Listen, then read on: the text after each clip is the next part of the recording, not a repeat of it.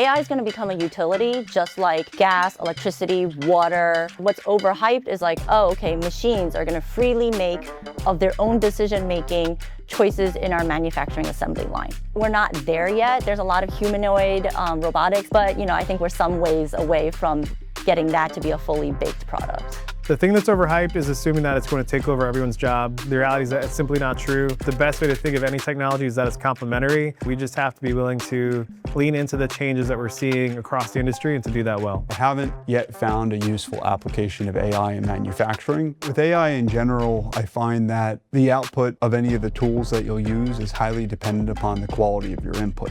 When you ask specific questions around hardware and manufacturing, there's so many different connective points across your business that one question leads to 30 other questions. Where it will be potentially useful is quality management systems, supply chain, anything that makes systems easier for people to use and takes some of the guesswork out of things, automates ordering of parts, keeps track of lead times, things like that. Those things that are still subject to human creativity, like figuring out what really would be a good solution, what is a good design, those are things that AI just doesn't have the expertise yet. Perhaps one day it will.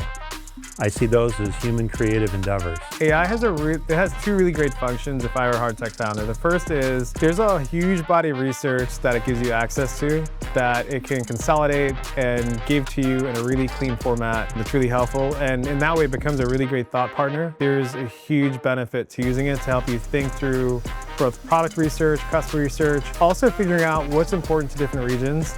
AI is really helpful there, and I think not enough credit is given to it. The other area that I think AI is really powerful, understanding how what you're building is likely to play out over the next 5, 10, 15 years across different scenarios. And modeling, especially for hard tech products, is something that's super important, and AI can play a huge role in doing that well.